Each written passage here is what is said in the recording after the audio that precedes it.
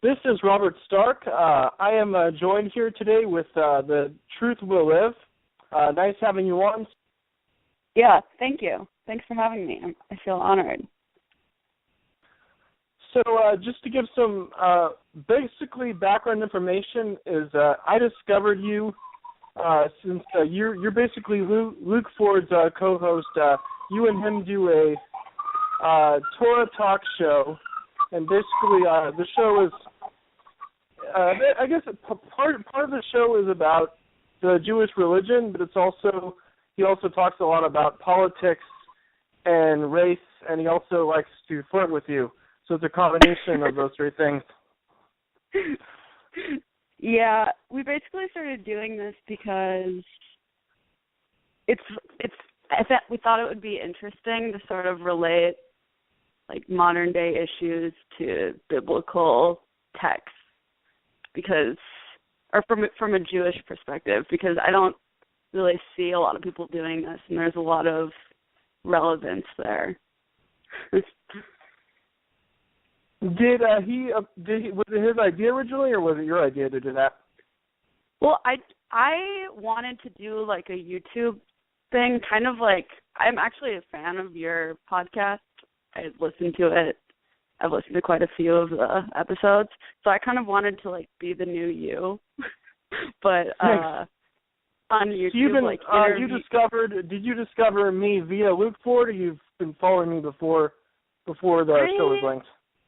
You know, I don't think it was through Luke Ford. I think it was just through, because I'm pretty interested in a lot of alt-right stuff in general, so I think it just came up because you've interviewed quite a few people. So I think it was, I don't think Luke told me about it. I think I just found it on my own.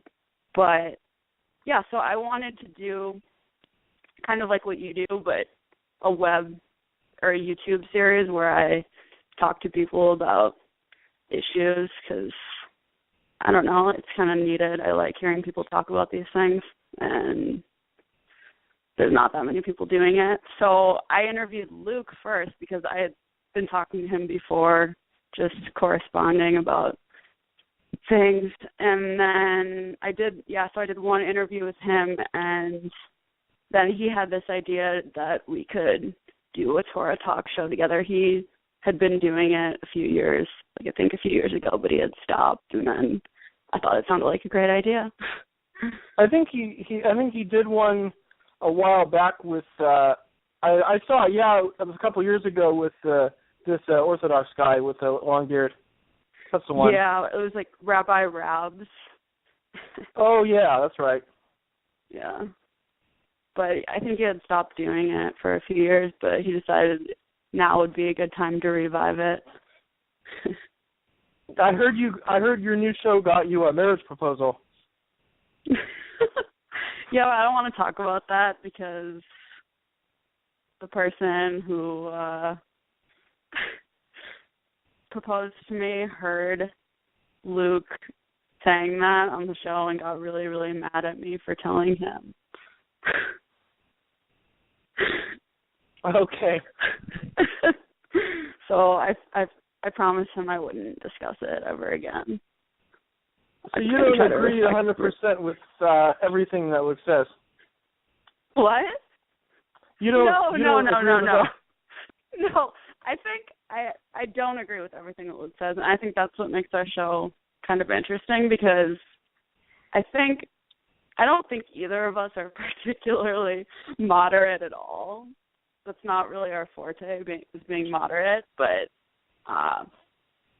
he goes to extreme lengths sometimes, like calling for deporting all sorts of people and things that I don't think will ever happen and probably wouldn't be the right path to happen. Sometimes, sometimes Luke reminds me of, have you seen that Seinfeld episode where Jerry's dentist converts to Judaism purely for the jokes?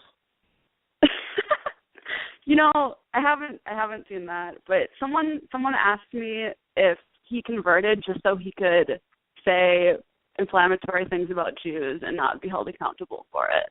someone brought that up. They thought that that's why he converted. Sometimes I think they're right. He just wants to get out of jail free pass, but I don't. Yeah, I don't think it works. I was wondering about that. So I mean, so I'm 1/16 Jewish. Do I get to say that kind of stuff? Yeah, but I don't know. I actually think if you're Jewish, because then you're like gonna get criticized from even more people.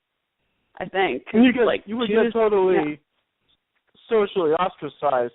Like for example, especially like if you go to like say a Reform synagogue and you talk about the type of stuff Luke talks about, you would be totally socially ostracized by all the people there. I would think you would be socially ostracized at any synagogue in general, or any church for that matter. Yeah. He says that the more Orthodox you go, the less people care about that type of thing. I wouldn't know. I'm not super experienced with that kind of thing, but that's what he's claiming, is that he's gotten better responses in Orthodox communities. But yeah, if you were to go to a Reform synagogue and say that, you would absolutely be socially ostracized. Yeah, he's saying they don't care as much. Orthodox Judaism doesn't care as much about all those type of issues like feminism, gay rights, and amnesty for illegal immigrants. Yeah, because they're kind of their moral code is different than the modern moral code, whereas like Reform has basically, moved with the times, whereas Orthodox people don't update their moral code. They have a strict moral code that doesn't change, and it does condemn gays, and it says that men and women aren't the same and have different roles. So they are more open to that sort of thing. I remember on your show you were telling a story. There was this Reform rabbi she's a feminist, and she was saying she actually didn't like the Torah because of its views on women, but she basically views it more as like the diary of her people. Yeah, I thought that was really interesting, and it's kind of I don't really know how you would reconcile any. I mean, there's things that it says in there that are crazy, that kill all heretics, and I mean, it doesn't say that directly kill all heretics, but it says some pretty outlandish things. And I guess Reform people just think of everything as some sort of metaphor, but they don't really, I don't know exactly what moral lessons they take from it. I think because they're on this universalist streak the same way as everyone else is, so I think they find a way to take those stories and apply it to whatever it is they believe in the first place. So it's kind of like they're doing it backwards. Like they're taking what they already believe and then applying that to this book and trying to reconcile it. I have no idea how that works. I don't see how you could, but tons of people do it, so it must work out. What religious denomination did you grow up by? I grew up conservative, which is like basically in between Reform and Orthodox. But yeah, it was quite a bit more intensive than what Reform people do. But I don't know. I don't really remember. Even though I had to go to Hebrew school like twice a week and then temple like twice a week, so this was like 4 times a week that I had to go, I didn't really learn anything. It was more just like be hanging out. Maybe that's just me because I didn't care and I was just wanted to socialize or something. But yeah, I find it spiritually fulfilling. Yeah, no, I really didn't, because they don't really teach you about living a certain way or following moral code. It's just kind of like, okay, like give charity and be a good person. But they don't talk about, like, with Orthodox, they really emphasize like there's a huge emphasis on male nature and female nature and how those are like a complementary thing, whereas I don't remember talking about that at all. I don't remember really.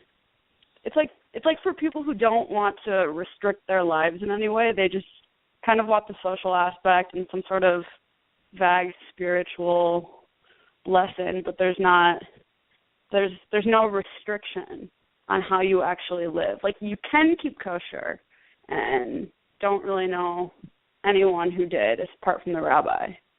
And it's egalitarian too, so there's no separate roles for men and women like there are female rabbis. But actually what's interesting is the temple that I went to was kind of like behind the times, and they didn't let women put on the tefillin, which is like the prayer box. And I thought that was, when I was younger, I was like, that's horrible. We should all be able to do the same thing. Because it was, so it's kind of like in between Reform and Orthodox, but I would say closer to Reform. It's just kind of like for people who want to have a community and pretend like they're learning something, but it's Orthodox Jews will say that it has nothing to do with actual Judaism, and it's like a heresy. So are you so you're interested in converting to Orthodox Judaism, but you're not 100% sure about it? Yeah, I'm really attracted to that lifestyle, and I've spent some time like hanging around Orthodox people, and I think it seems like if you're going to have kids, it seems like a better way to raise them because there's a moral standard, whereas in mainstream society it's considered sort of oppressive to like hold people to a set standard, bigoted or whatever. And it's interesting, it's like if you don't have a religion to justify it, you're not allowed to say like, it's wrong to have sex before marriage or like dress like a tranny or do anything like that. It's like you have to have some religion to justify it. You can't just be like ultra conservative and not religious. It's like all or nothing. So yeah, you're saying you can either like be really religious and have to follow all these strict rules, or be out in the streets marching for gay marriage, gay rights, and and immigration amnesty. Yeah, that's what Luke is always saying, is that we live in this world of extremes where there's not really a lot of places for someone who's like doesn't want to follow this strict code of conduct but generally agrees with what those people are doing. It's like you either agree with them and join them and do it, or you're like against them. Like people like Reform and conservative Jews think Orthodox people are crazy. And they think that they're really oppressive towards women, and they just think they're nuts. For the most part. I mean, maybe not all of them, but I think most of them think that they're just totally superstitious and, just want to have every part of their life controlled.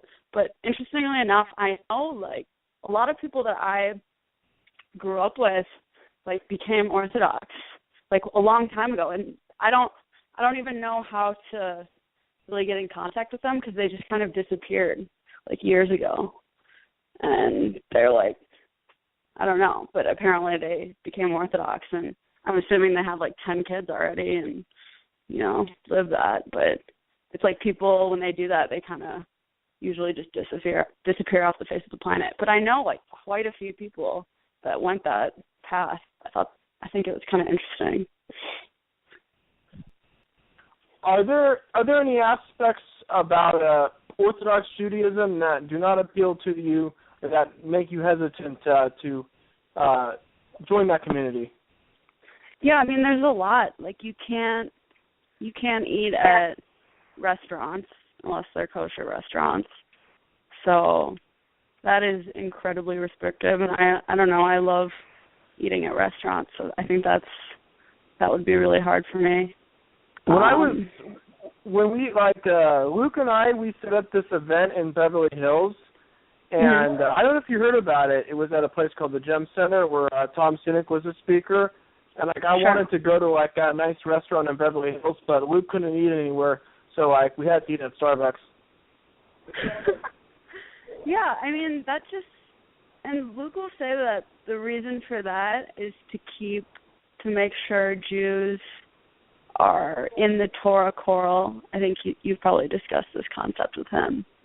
That so there's like minimal contact with non-Jews. I think he said that's the reason for that. But like if I wasn't able to eat, if I was only able to eat strict kosher food, I wouldn't even be able to eat like at my family's house for holidays or just for anything. And that is just, you know, I don't want to do that. So I think that's a pretty big deal. And what else? I don't know. I'm not the most spiritual person either. I mean, I believe in God, but I'm not necessarily always inclined to pray. I don't know, though. Maybe I don't know how. As far as your values, are you more looking for something you're saying not necessarily looking for something that's spiritually fulfilling, but you're more interested in the culture and community? You know, I am looking for some sort of spiritual fulfillment, too. I think, like, if you're living for something that's bigger than yourself and you feel like you're a part of something, I think that can be really fulfilling, like believing in God in that way. But, yeah, there's a few reasons. Like what you said. And I don't know, I've heard a lot of other people going through the same thing. A big reason they go down that route is because they see so much immorality in the world and they are, I think, overwhelmed by it. And they feel that they need strict rules and a strict absolute morality that doesn't change. Because have you thought about like creating your own sect of Judaism that like combines like that without the aspects of Orthodox Judaism that that you're hesitant to accept, with also like the type of let's say like maybe with like the Neoreactionary politics, like combine like also maybe aspects of you say Mormon and Seventh-day Adventist cuisine as well.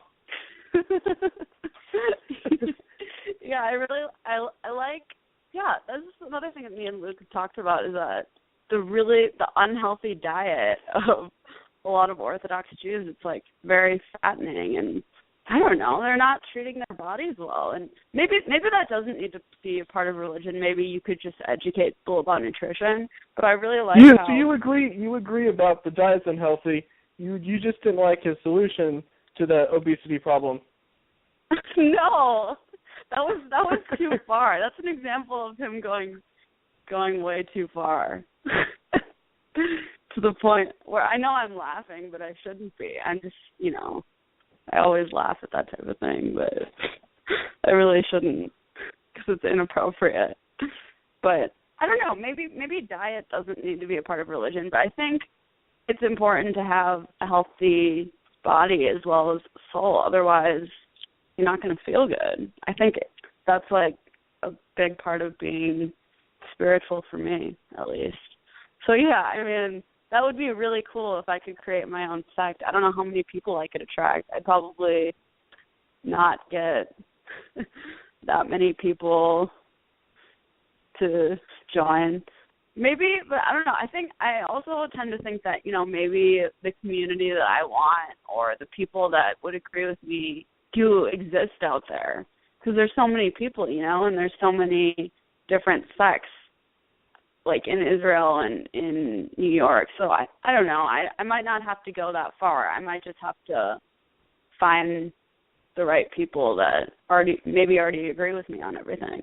Or maybe not. Maybe I would have to create my own sect. And the other thing is, I guess you went through a phase where you were an atheist. Yeah, I did. Yeah, I think it was because I had all this religious stuff thrown at me forever, and I didn't really like it. I just thought it was pointless and a waste of time. So I got into atheism, but some people when they're atheists, they don't really. That's where it ends. They're just, okay, I'm atheist. But I was one of those people that made atheism into my religion. I would be on forums with other atheists talking about atheism and reading Richard Dawkins and watching videos about atheism. And then at some point I just realized there wasn't much to say, because you're united in what you don't believe, and it's pretty empty, and it's not very fulfilling either. I'd say it's pretty nihilistic, and it didn't really last very long. I think I was only 18 at that point, but yeah, I pretty much became agnostic after I went through that phase. You have these interesting videos, so you talk about how your views changed. So originally you were basically a leftist and a feminist, and you had a number of different life experiences that changed your views. One of them was this discussion you had over women in math. I know there's another experience you had when you had a friend who was this kind of stereotypical, guilt-ridden white liberal, and you had this experience in Baltimore. You had those two experiences. Mm-hmm. Yeah, I had a lot of experiences like that, where just my worldview, I encountered facts, and I had experiences that kind of contradicted what I had thought to be true. And I also think that the fact that I was liberal to begin with isn't necessarily because I was sold on leftism or any of those issues. It was just because that's kind of the default in our culture, is liberalism, because you associate conservatives with people who, aren't smart. So it's you have to go through this maturation process to kind of get rid of your liberal conditioning, because that's kind of how everyone starts, I think. I mean, some people do start as conservative. The other thing is censorship. Originally, being liberal is being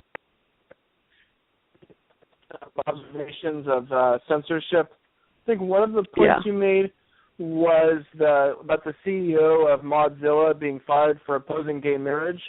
And you also brought up how that group blocked Jared Taylor to speak at a university. Yeah, I mean, I've never been into, I used to be really into punk rock, and I guess I still kind of am, but I kind of compared that type of censorship to the Tipper Gore, PRMC type of censorship that happened with music in the 80s.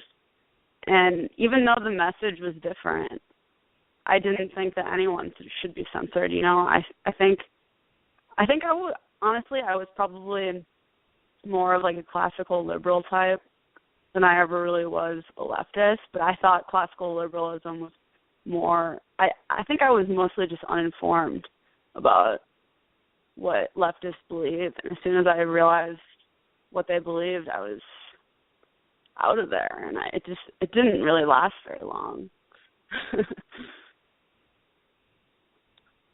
And on these issues, so on the issues with dealings with your views towards race and gender issues, how did those issues change? How did those views change?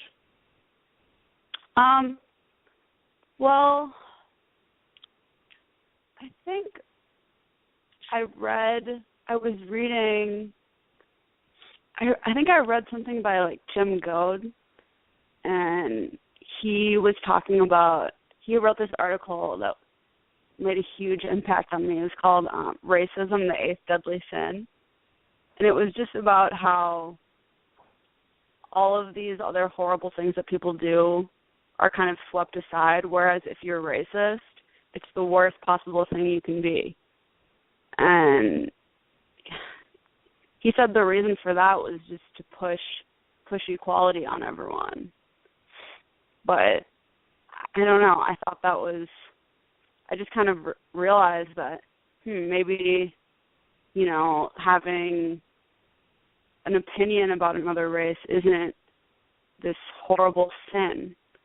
And it just seemed like there was so much emphasis on this is the worst thing you can be as a racist, or the worst thing you can be is politically incorrect, whereas there's not really much attention paid to whether you're a good person or not, or whether you treat people respectfully.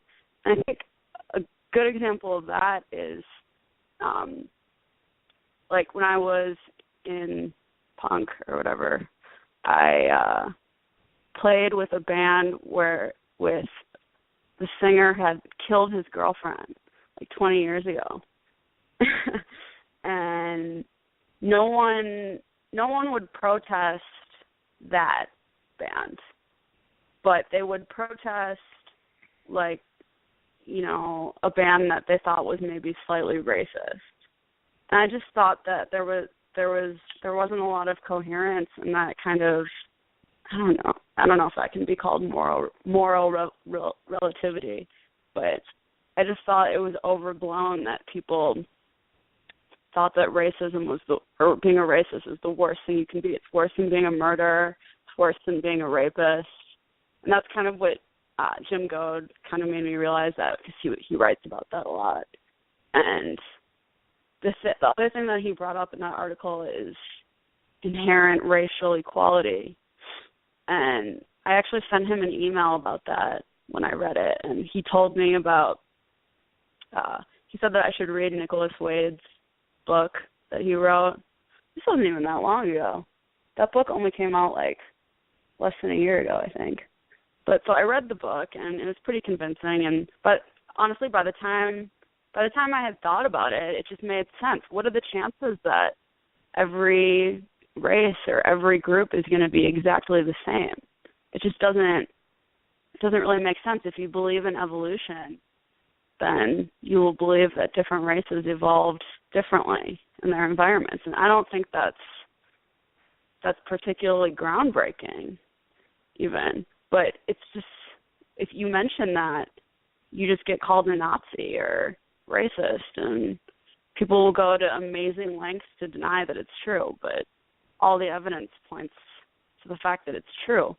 And it was just interesting to me because it was like I had to go to these dark corners and depths of the internet and the library to actually find the truth.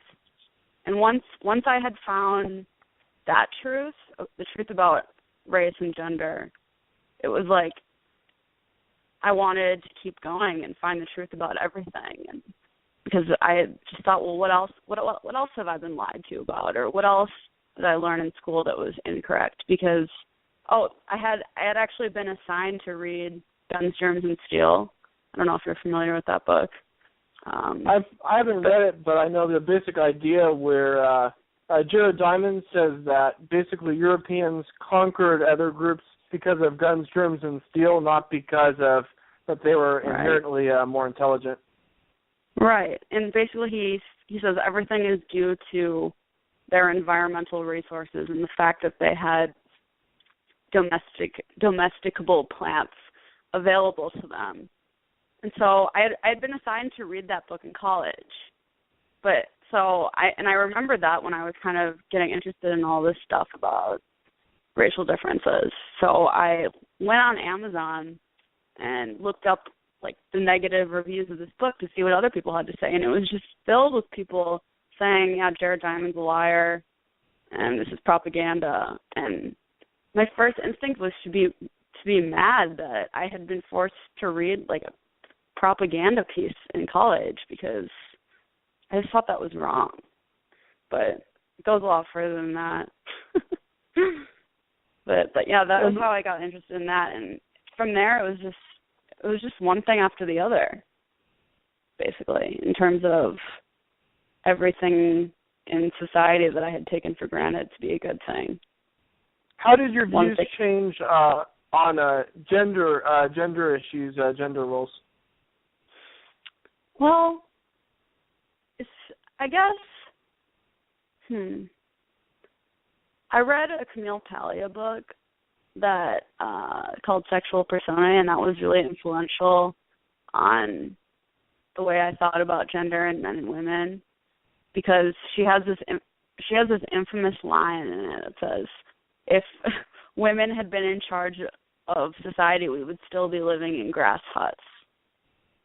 And I kind of thought that was like ridiculous at the time, but it made me question everything I had learned about feminism. And the other thing was that I was kind of starting to fall out of feminism to begin with, because they didn't acknowledge racial differences, which actually is huge for women. Because I don't know if you saw that catcalling video that was a big deal. Yeah, I did. 6 months ago. And I don't know, like, white guys don't really catcall, ever.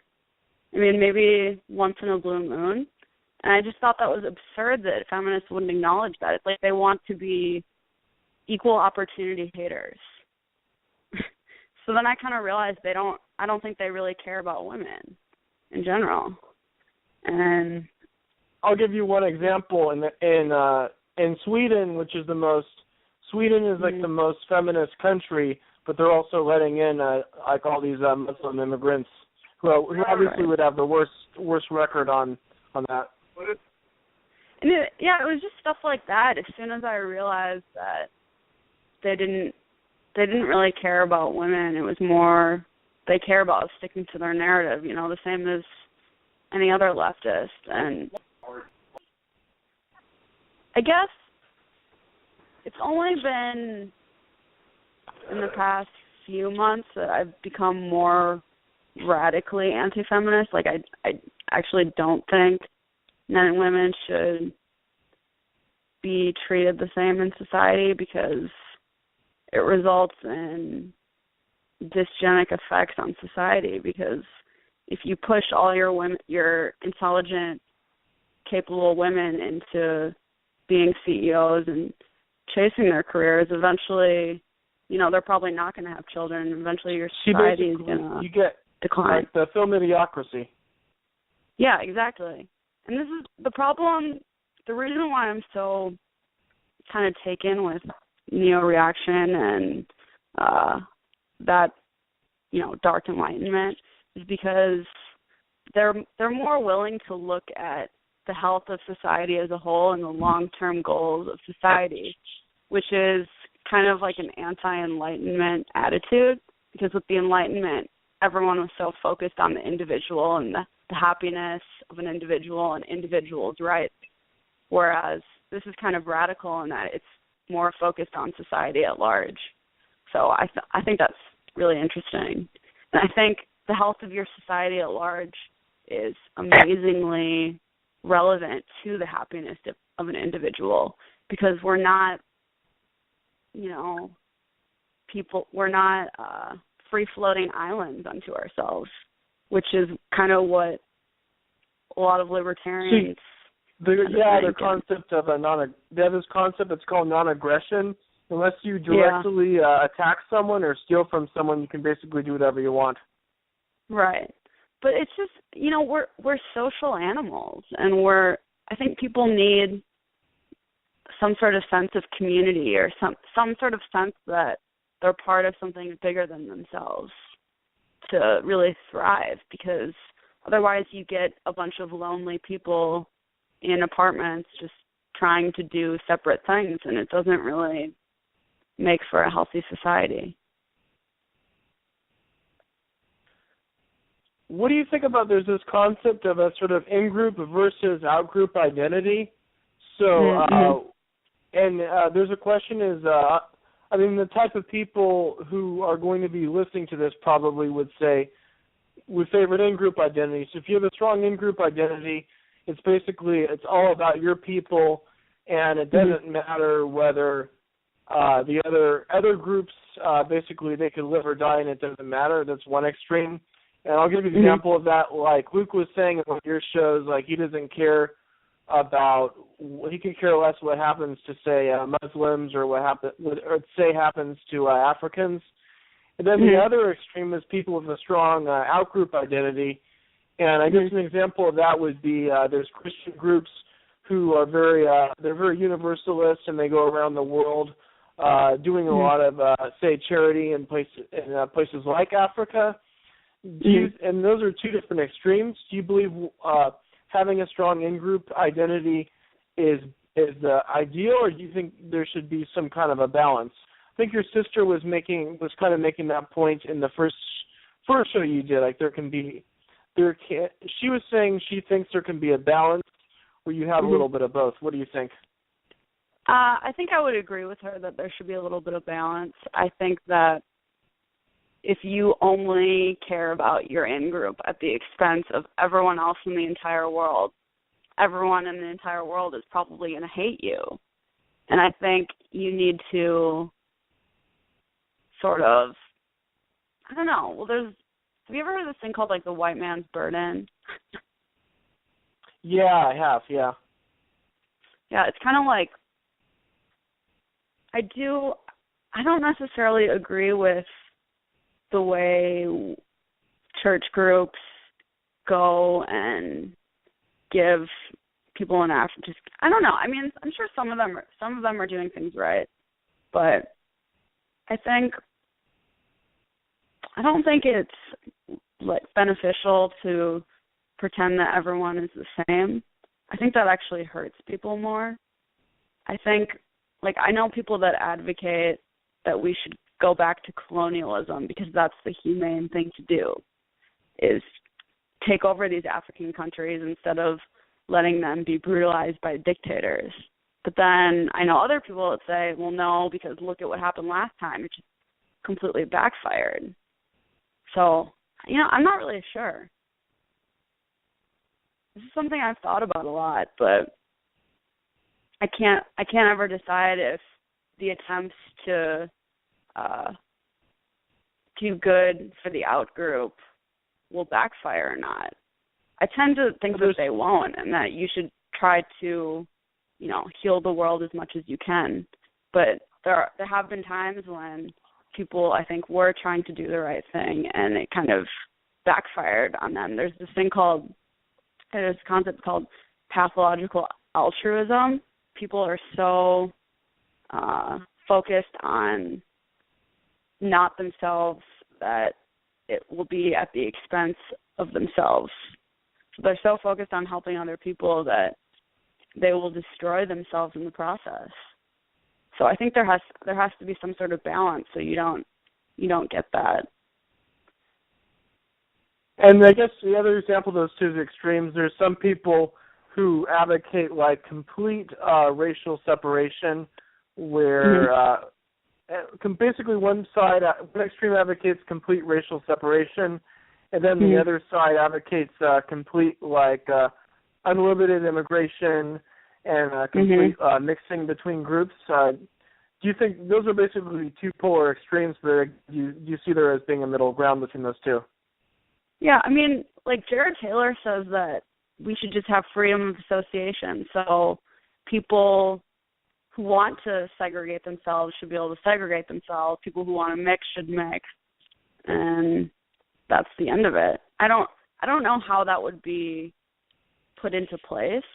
And there's been other people that have said, well, it's never going to work because can you imagine like this thriving society next to this really dysfunctional one?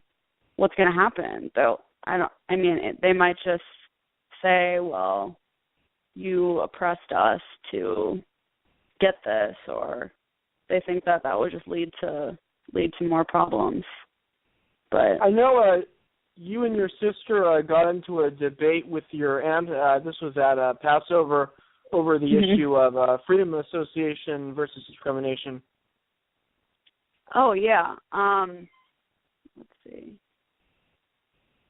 I'm trying to remember exactly what we were talking about. Yeah, we were basically arguing, saying that people should be able to have freedom of association. And I think the only argument that other people had was that sounded extreme. It's always an ad hominem that your argument sounds extreme, but no one can ever think of a reason why it's actually a bad idea. But the interesting thing about that is, in regards to segregation, like in schools and stuff, like I've heard leftists sort of coming around to this idea that, black kids should have black teachers and black role models, and they should have their own schools and their own places. So it's kind of interesting that they have that, but I always going in cycles, like, segregation yesterday, integration today, segregation tomorrow, and then we're going to do integration again. It's like no one can ever make up their mind about what they want. What they want is for everyone to be equal, but no one will, the outcomes will never be equal. But I don't know, it's just, I think, blacks have their historic universities where it's only black, and whites aren't really allowed to have that. And it seems hypocritical. The leftists will tell you that it's because whites are the majority, or they have white privilege or something. I don't know what they'll say. But I think as whites become a minority, which is going to happen, I think people might start realizing that how much of a double standard that is. And I also think as the demographics change, people are going to start waking up to all of these things that Luke is saying, or coming around to that. Or maybe they won't. Maybe they'll just fade away. I don't really think so, though. I think there's going to be some problems in the next 50 years. So what's interesting about you is both you and Luke, also Luke Ford, you do your show with, have an interest in both Jewish issues and European and white issues. There's generally a perception that both of those groups are in conflict because, first of all, I mean, most white nationalists tend to dislike Jews. And then on the other hand, basically every major Jewish organization like the ADL and the Simon Wiesenthal Center is in favor of mass immigration. Right.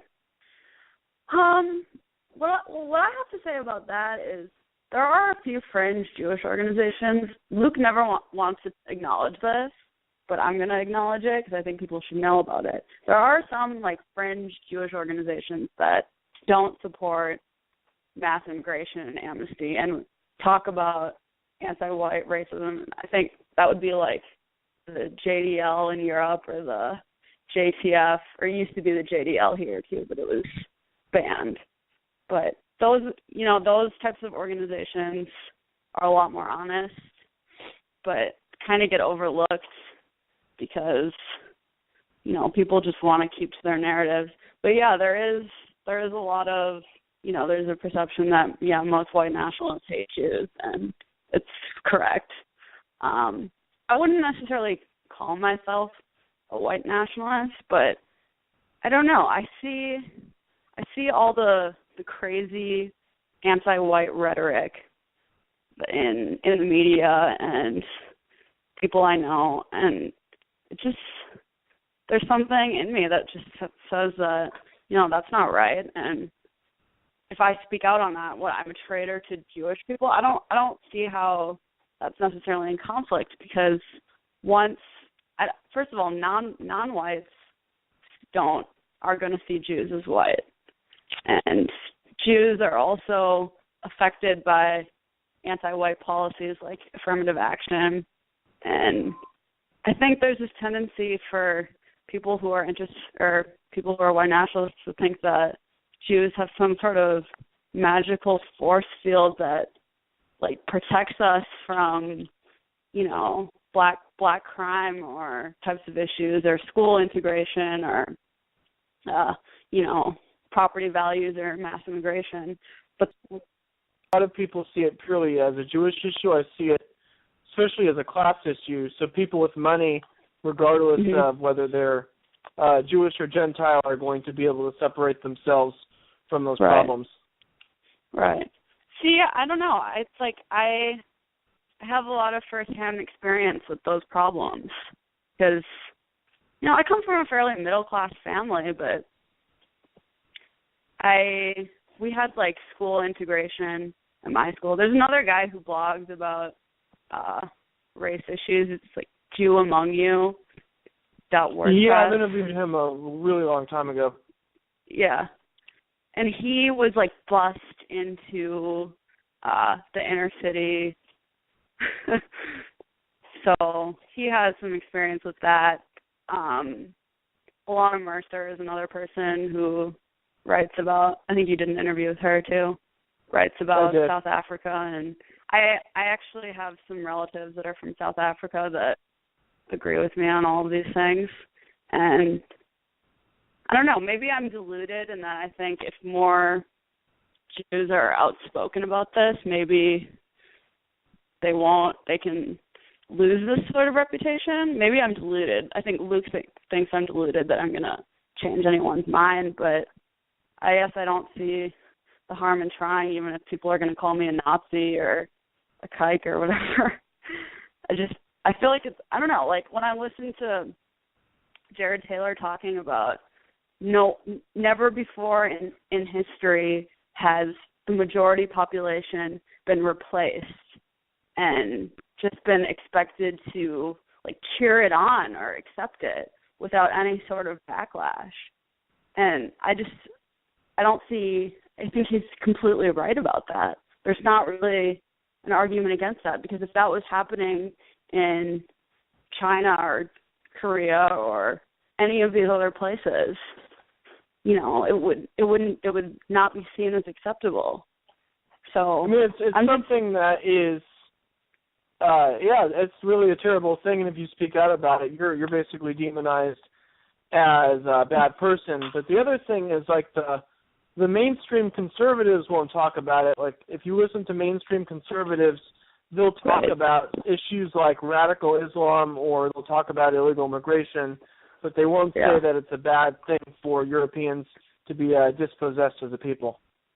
Right. Yeah, most people in general will not discuss this. But if you point it out, they don't really have much to say about it. It's just such a taboo to talk about this. But what's interesting is that it's not seen as taboo for other races to have solidarity. It's like white, and I actually was just talking to a black friend about this. He said that it's ironic that white nationalists want to be more tribal, because whites are kind of the only group of people that has this universalist thing, and that's kind of a white thing in general. So in effect, if they want to be more tribal, they're kind of becoming less white, but at the same time asserting their white identity. But I just think that, and maybe it is too late and the country is just gonna go to shit, but I guess I just want to be, I feel like this compulsion to tell the truth, even if it's gonna, make people not like me. And I don't see, if there are white nationalists that hate me because I'm Jewish, I understand that they always will, and that's fine. But I think that have you interacted with those white nationalist sites that much, or no? Yeah, I have. Like, I've had people attacking me on Twitter and stuff, and I kind of, I like read, Radic's journal and stuff like that, but I kind of had to like stop reading the comment section because it was just like so much anti-Semitic stuff, and I kind of stopped reading it because I was just like, this isn't. But it also, at the same time, it feels relevant to me because I grew up in this like multicultural America, and I see all this anti-white rhetoric, and it is directed at me. Like, people like leftist whites would absolutely consider me white, and non-whites would absolutely consider me white. The only people that wouldn't are white nationalists. Some of them would, but most of them wouldn't. I just think that's interesting. And Luke says that it's because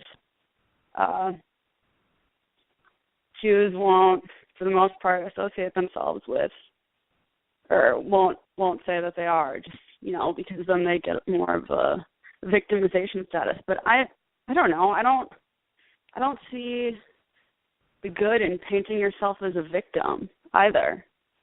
I don't see what good can come out of that. I don't think that's a noble pursuit to paint yourself as some sort of victim, especially if it's not true. You were talking about a comment by a fellow YouTuber, and he was pondering the question is about whether all these people who get into that kind of dissident, Dark Enlightenment and Neoreactionary politics, are they just broken people, and is society just fine, and these are broken people who are blaming their own personal failings on society? This is another thing I've thought a lot about, but I don't know. I don't think I'm like necessarily a broken person in general. I've made mistakes in my life, but I do at the same time realize those were my mistakes. And the reason I gravitated towards those movements wasn't because it was like obscure or because I wanted to, be some sort of special snowflake. It was just because it was the only people I could find that are being completely honest, like brutally honest. And that's something I really value, is honesty. So, yeah, I've talked about this with a lot of people that, maybe people are just using this to justify their failings, and it does seem to attract some broken people, but at the same time, I can't think of that many points that they've made that aren't true, and it also, a lot of the points that they make are just kind of rehashing lost wisdom or lost knowledge that we have forgotten, and it's kind of broken people they basically have nothing to lose. People who have a status, they're not being, in a sense, embracing the ideology of the establishment is a way to have high social status. So people who have a lot to lose want to keep that social status. Right. Yeah, and it's not, I'm not a person that's like has nothing to lose. I just can't live a lie, I feel like inclined to be totally honest about everything, because if not, then you're deluding yourself, or you're deluding, whatever. And it's interesting because, like, sometimes I will get so wrapped up in Dark Enlightenment and all of these things that I'll forget that you can't be honest in the real world with everyone. Because if you do, they'll look at you like you're crazy. But I'm still convinced that, these people have really latched onto something true and everlasting or something real. It just feels, I just haven't found anything that they've said that hasn't been truthful for the most part. So we are getting towards the end of the show. I would definitely like to have you back on soon in the future. I think a good topic for our next show, if you'd like to come back on, would be the sort of cultural and aesthetic decline in our society. Yeah, I would love to talk about that. And this leads to the next topic, but I'm really interested in this because, I'm in the arts myself, and people who are interested in sort of arts and culture, that's sort of stereotypically associated with the left. So, yes, for our next show, we can talk about that.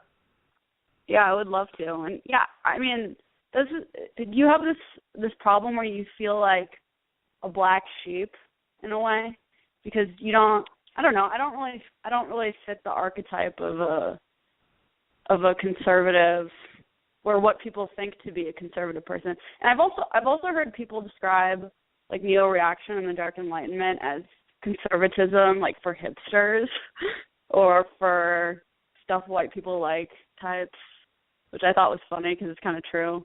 But yeah.